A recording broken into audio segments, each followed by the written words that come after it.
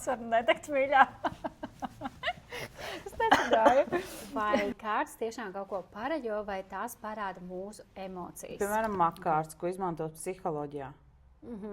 Tās ir, viņām nav tā kā konkrēti tur kaut kādi simbolu skaidrojumi. Un tad ir tarot kārtas, konkrēta sistēma, 78 kārtas, tur ir 4 stihijas iekšā, tur ir 10 planētas, vecajā arkānā 10 planētas un 12 zodiaka zīmes. 12 zodiaka zīmes, tas ir mūsu ķermenis. Tie esam mēs, kurš zīlē kārtīs, ja? Viņam ir savs ego.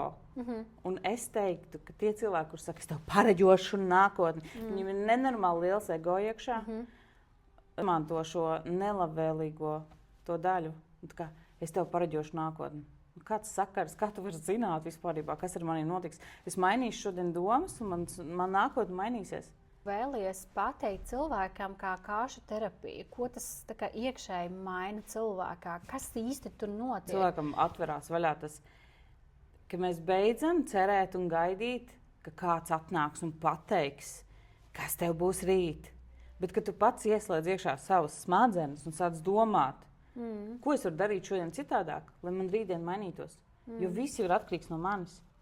Tā ir konkrēta sistēma. Es saprotu, ka tas ir saistīts ar 4 stihijām, ar konkrēti ar zodiaku, ar visu. Tad, kad es lieku kārtas, es jau redzu, kas notiek tevī iekšā. Saprot? Tas nav tā kā par rītdienu, tas ir par šo brīdi. Kārtas, viņas tā kā atspoguļo to, kas ir tevī iekšā šajā brīdī. Tā kā ar manīm kaut kas nav kārtībā, man te kaut kas jāmaina šajā manā iekšējā sistēmā, domāšanā visur. Kaut kādos paradumos, kaut kas ir manī jāmaina. Tad tā nākotne vairs nebūs tā, ka kārtas, kur tev izkrīt kā nākotne. Kārtīm caur terapiju. Var attīstīt intuīciju? Intuīciju kā tādu. Jā, jo tu saproti, ka kas ir patiesi, kārtas nesamelos, saproti? Tad kārtas ir konkrēta sistēma, tarot kārtas, 78 arkāni. Konkrēta sistēma, kuras atspoguļos to, kā ir tagad. Tu nevari samelot. Vienkārši ir sistēma, tāpat kā astroloģija. Jā. Daudzām lietām apakšā ir astroloģija. Tagad tā galvenā problēma ir tas, ka mēs beidzam un nemākam vairs komunicēt ar sevi. Mēs bēgam no sevis. Jā, un man liekas, šobrīd visas tās transformācijas, kas notiek, ir par to, ka mums ir jāatgriežas atpakaļ pie sevis. Un tad, manuprāt, tās vispār, jebkuras sesijas, kas ir tādas dziednieciskās vai garīgās, kad arī šādas attēlas lasot tekstu, vienalga, ka īstenībā tas ir tas brīdis, kad tu esi ar sevi viens pret vienu, ar savu iekšējo pasauli. Tāpēc mēs ņemam attēlus, kuriem teorētiski nav nekādas nozīmes. Ja? Nozīme ir tā, ko tu tur tajā redzi. Un tas būs tavs stāsts, kas tev var palīdzēt saprast, kāpēc man ir šāda situācija. Ka tā ir kaut kāda programma, kaut kāda pārliecība, kaut kādas bailes, kaut kas.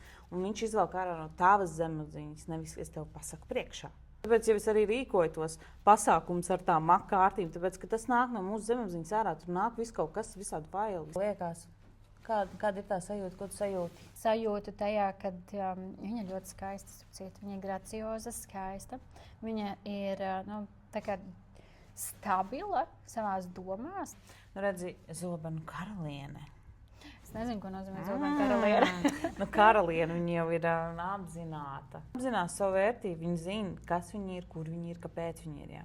Viņai ir zobens, tā ir zobena karaliene. Bet viņai tas zobens nav augšā. Bet viņai viņš ir lejā. Viņš ir lejā, viņš ir sazemēts. Viņš saprot, ko viņa dara. Jā. Tā kā zobeni ir par komunikāciju. Tev jau ir darbs komunikācija, visu laiku tev tas ir.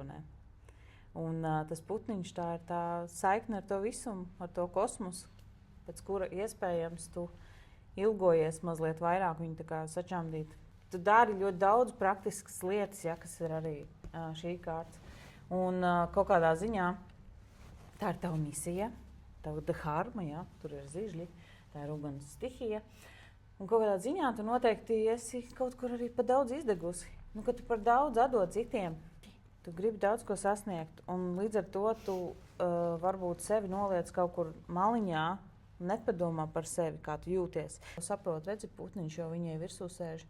Te viņš nesēž. Un starp citu, visi trīs ir putniņi. Garīgās prakses visas ir iedotas tāpēc, lai mēs sasniegtu materiālas kaut kādas lietas. Saproti? Es nenodarbojos ar kaut kādām vienreizējām, unikālām lietām, tu tagad atnāks un tu tapsi dziedināt. Tāds nenotiek. Mums rodas fonā. Pirmā čakra atbild par stabilitāti, par struktūru. Tev ir tagad divas iespējas. Ko darīs, ko tu tagad darīsi? Man visu laiku ir. Tas radošums. No radošuma tev viss ir kārtībā. Tur ir viss, vai ne?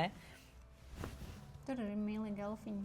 Tavs radošums bišķi kaut kur tā kā snauž, tā kā kaut kur baidās. Ļoti daudz bailes par visu kaut ko. Nenormāli, kaut kādi murgi. Es nezinu, tās ir pārliecības visticamāk, kas ir galvā, kas ir pieņemts. Ja es nedarīšu, tad man nebūs. Ja es neiešu, tad man ne. Tur nesanāks vai kā. Sirds čakra, tas ir par Venēras enerģiju vispār. Jā. Tas ir par mīlestību. Jā. Vēlna kārtas, tas nav tā kā pozitīvi. Jā. Labi. Būsim atklātas, bet mēs vienmēr varam apiet šo visu. Jā. Centrs enerģētiski, jā. Tas ir tas, kas savieno garīgo ar fizisko. Savieno. Mēs saņemam enerģiju no zemes centra un no kosmosa. Un te sirdī mums notiek tas savienošanās, tas komunikācija. Un tās ir emocijas. Iespējams, tev emocijas traucē kaut kādas, kā kaut čakra ir arī par izteikšanos. Jā, es nedaudz ko neizsaku, ko es patiesībā domāju. Norītu krupi. Jā. Tāda. Bet zeltainā krāsa man asociējas tevī. Jā, cik jauki. Zeltains patīk. Ar intuīciju, protams, te viss ir kārtībā.